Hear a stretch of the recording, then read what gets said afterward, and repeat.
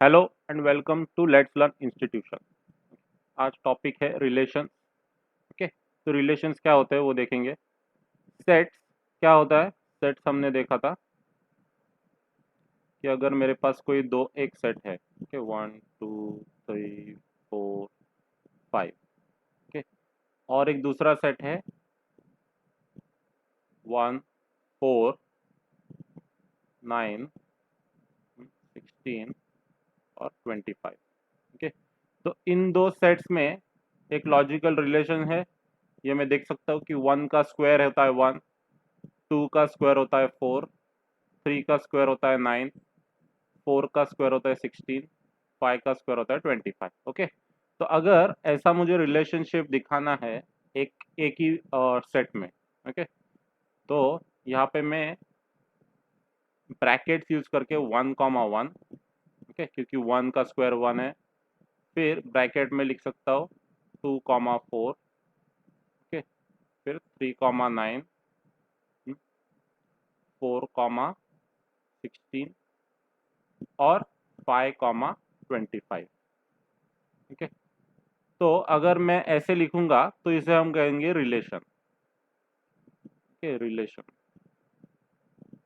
इन दो सेट्स के बीच में एक रिलेशनशिप मैंने दिखाया है। ओके, और इस ब्रैकेट वाले रीजन को, ओके, ये जो ब्रैकेट है उसे हम कहते हैं ऑर्डर्ड पेयर। ओके, क्योंकि these are a pair of numbers and the order is important. Okay, क्योंकि मैं इसे यहाँ पे ऐसे नहीं लिख सकता 9 3, this will be wrong. Okay, order यहाँ पे इंपॉर्टेंट है, इसीलिए इसे कहते हैं हम ordered pair. Okay, simply bracket में लिखेंगे ए कॉमा बी, तो ये हो गया मुझे order pair. A is my first component and B is my second component.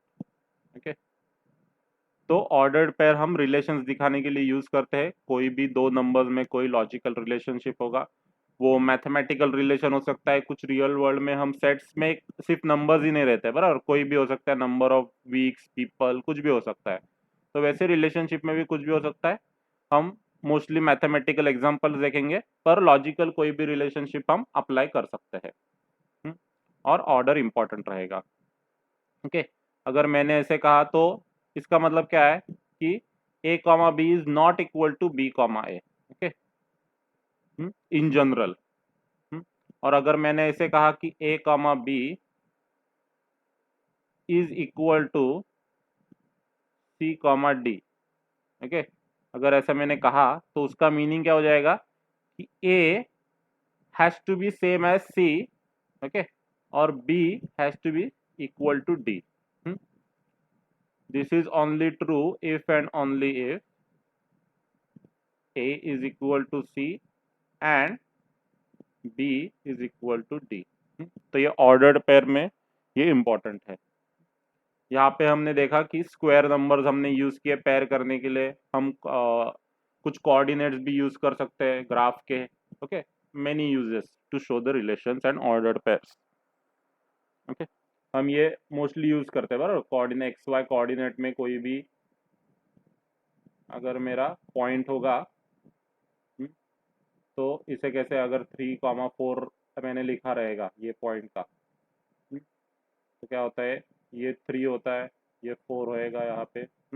तो x is equal to 3 and y is equal to, तो इसमें ऑर्डर इंपॉर्टेंट है। मैं हमेशा x पहले लिखता हूँ, y बाद में लिखता हूँ। क्योंकि 4 3 का कुछ मीनिंग अलग हो जाता है। 4 3 मेरा यहाँ पे आएगा बराबर, तो ये ऑर्डर इज इम्पोर्टेंट। फिर नेक्स्ट, इसमें अगर मेरे पास दो सेट्स होंगे, ओके, मेरे पास दो सेट्स है, for example let's say a is equal to 1 2 और b is equal to a b c, और मैंने इनको मल्टीप्लाई किया। ओके, इसमें क्या है, इसको हम कहते हैं Cartesian product. Cartesian product. Okay, ये नॉर्मल प्रोडक्ट जैसा नहीं होता है, नॉर्मल मल्टीप्लिकेशन जैसा नहीं होता है, पर इसका सिंबल यही होता है, ऐसा क्रॉस। ओके, तो इस क्रॉस का मीनिंग क्या हो जाएगा कि मैं ए में से हर एक एलिमेंट बी के हर एक एलिमेंट से पेयर कर रहा हूँ। ओके, इसका मीनिंग क्या हो जाएगा कि 1 मेरा ए के साथ पेयर हो जाएगा, 1 मेरा बी के साथ भी पेयर हो जाएगा, 1 मेरा सी के साथ भी पेयर हो जाएगा। ओके, मैं रिलेशनशिप नहीं देख रहा हूँ, कुछ लॉजिकल रिलेशन है क्या 1 और ए में या 1 और बी में। ओके, मैं हर एक इसके साथ हर एक पेयर कर रहा हूँ। फिर सिमिलरली 2 भी मेरा ए के साथ भी पेयर हो जाएगा, 2 मेरा बी के साथ भी, और 3 मेरा सी के साथ भी। ओके, तो इसे हम कहते हैं Cartesian product of two sets.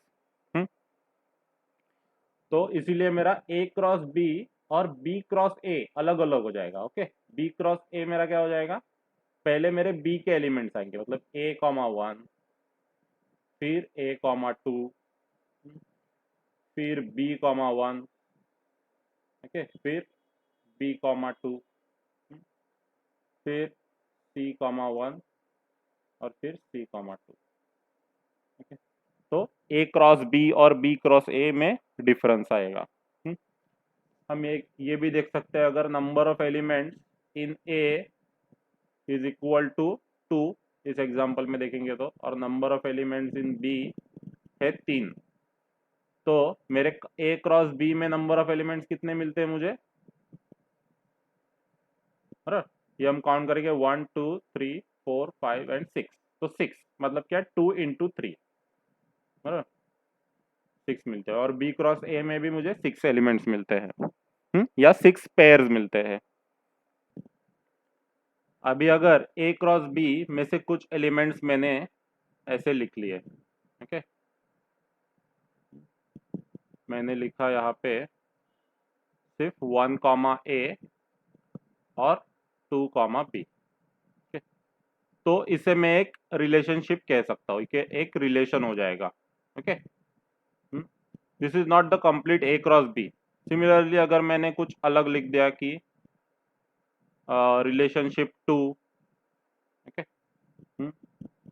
तो यहाँ पे लिखा सपोज 1 कॉमा सी, 2 कॉमा सी, और फिर 3 कॉमा सी। ओके, ऐसा मैंने लिख दिया सिर्फ। तो ये जो टोटल ए क्रॉस बी में जितने भी ऑर्डर्ड पेयर्स है 6, उसमें से कुछ अगर रहेंगे, या 6 के 6 भी रह सकते हैं। ओके, अगर कुछ भी नहीं मैंने लिया, अगर यहाँ पे कुछ भी एम्प्टी रखा, तो इसे हम कहेंगे एम्प्टी रिलेशन। जैसे एम्प्टी सेट होता था वैसे एम्प्टी रिलेशन भी हो सकता है। ओके, या फिर पूरा का पूरा 6 के 6 एलिमेंट्स भी अगर मैंने रख दिए, 1 comma A and so on all the 6 elements, तो उसे भी एक रिलेशन कह सकता हूं मैं। ओके, तो ए क्रॉस बी क्या हो जाएंगे, ऑल पॉसिबल एलिमेंट्स। अगर मेरे पास दो एलिमेंट्स है ए और बी, और इसे इन दोनों में से मुझे कुछ रिलेशन ढूंढना है आर, ओके, उसे मैं आर नाम दे रहा हूँ, ए और बी में रिलेशन देना है, तो ए क्रॉस बी क्या हो जाएगा, ऑल पॉसिबल पेयर्स।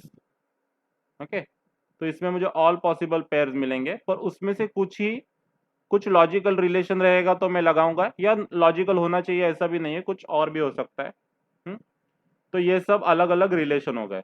तो बेसिकली रिलेशन का डेफिनेशन क्या है कि if A and B are non empty set, okay, मतलब ये एम्प्टी सेट हो नहीं सकता, वॉइड सेट नहीं हो सकता है, नॉन एम्प्टी सेट, और any subset of A cross B is called a relation. Okay, a relationship between A and B. From relation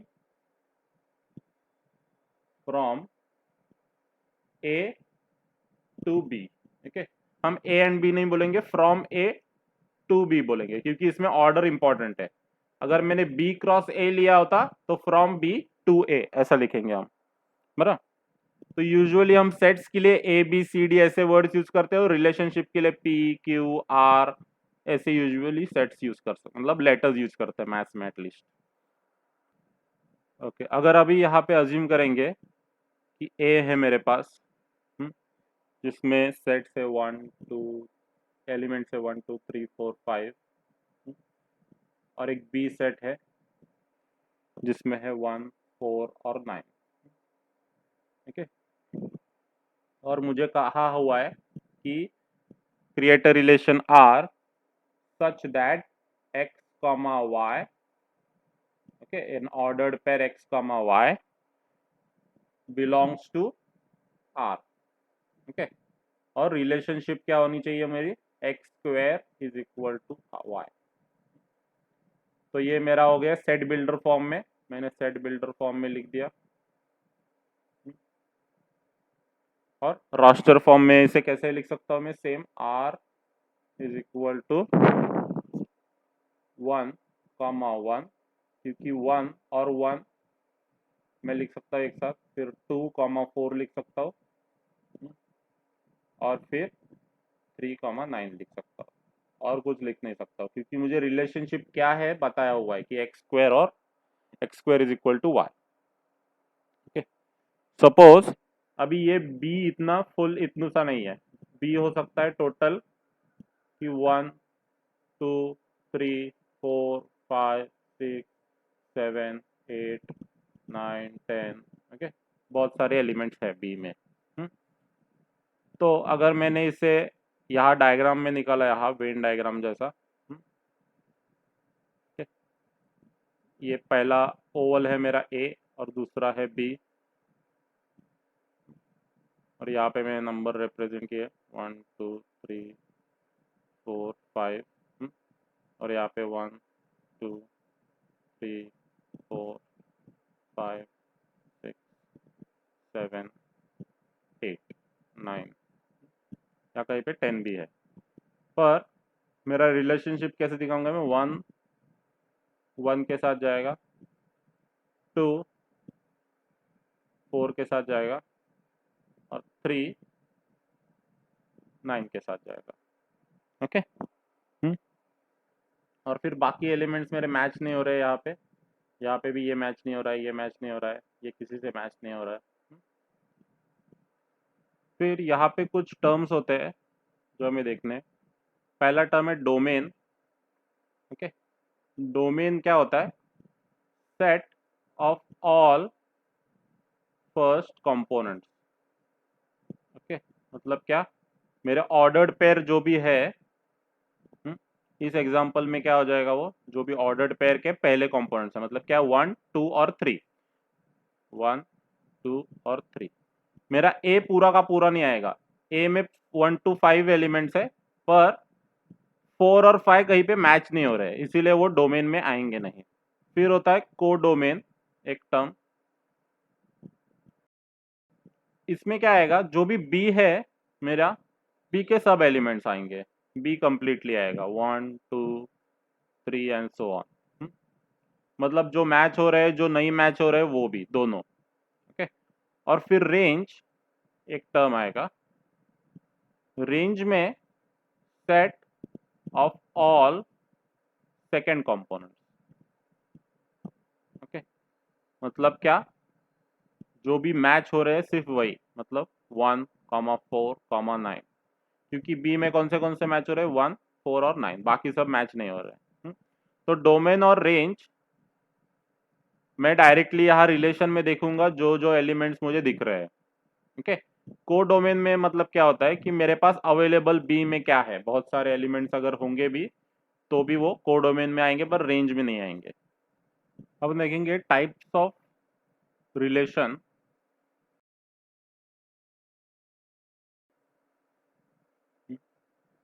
तो यहाँ पे मेन 4 टाइप्स होते हैं। okay?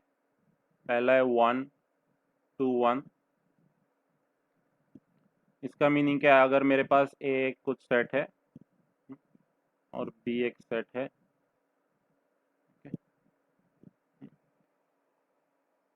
और यहाँ पे जो भी कनेक्शंस हो रहे हैं वो 1 to 1 हो रहा है, मतलब ए में भी एक ही मैच है, और बी में भी एक है। ओके, यहाँ पे मतलब ए में एक और बी में एक। ऐसा नहीं है कि ए में दो मैचेस यहाँ पे हो रहा है बी के साथ, बी के कोई भी एलिमेंट के साथ। ओके, इसका मीनिंग थोड़ा इजी पड़ेगा जब हम सेकेंड टाइप देखेंगे, many to one. Many to one. यहाँ पे क्या हो रहा है, मेरा ए है, बी है, यहाँ पे कुछ एलिमेंट्स है, यहाँ पे कुछ एलिमेंट्स है। पर मैचिंग कैसे हो रहा है, मेरा कुछ सपोज यहाँ पे कुछ एलिमेंट है, वो यहाँ सेकंड वाले एलिमेंट के साथ हो रहा है, और ये भी यहीं पे ही मैच हो रहा है। ओके, सपोज ये दो एलिमेंट्स है जो इस दो को मैच हो रहे हैं। मतलब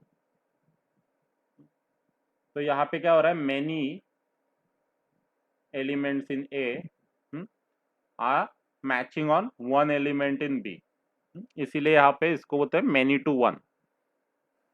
ओके, फिर थर्ड एक टाइप है इनटू, और फोर्थ टाइप है ऑन टू। ये भी इंटर, थोड़ा सा लॉजिक उसका रिलेटेड है। ए और बी,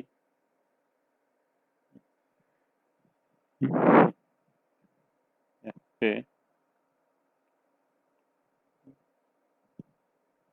मेरा जो भी मैचिंग हो रहा है, ये वन टू वन भी हो सकता है, मैनी टू वन भी हो सकता है। ओके, पर ये मैच हो रहा है यहाँ पे, ये मैच हो रहा है यहाँ पे, ये मैच हो रहा है यहाँ पे, और ये सेम मैच हो रहा है यहाँ पे। पर कुछ एलिमेंट्स मेरे बच जा रहे हैं, बी का जो भी है मेरा रेंज। ओके, मतलब मेरा कोडोमेन जो है B is greater than range. Range में क्या होता है, जो भी मैच हो रहा है वही सिर्फ एलिमेंट्स हम गिनते हैं, बराबर। कुछ एलिमेंट्स है जो मैच नहीं हो रहे, तो अगर ऐसा होगा तो उसे हम कहेंगे इनटू रिलेशन। ओके, और उसका ऑपोजिट अगर होगा, मतलब ऑन टू रिलेशन कैसा होगा, कि अगर यहाँ पे ए है और यहाँ पे बी है, और जितने भी एलिमेंट्स है यहाँ पे, तो बी में अगर हर एक मैच हो रहा है, कोई भी एलिमेंट बच नहीं रहा है, ओके, और elements are matching, okay, all elements are matching, तो that is called onto relation. मतलब क्या, मेरा range is same as codomain, तो उसे हम ऑन टू रिलेशन कहेंगे। वन टू वन को हम इंजेक्टिव भी कहते हैं, इंजेक्टिव, और ऑन टू को हम सर्जेक्टिव भी कहते हैं, सर्जेक्टिव। ओके, ये हमें ऑन टू और वन टू वन ये बाद में फंक्शंस में यूजफुल पड़ेंगे, इसीलिए ये दो इंपॉर्टेंट है। ओके, मेनी टू वन और इनटू बाद में यूजफुल नहीं लगेंगे, इसीलिए इसको हमने टर्म दिया है इंजेक्टिव और सर्जेक्टिव करके।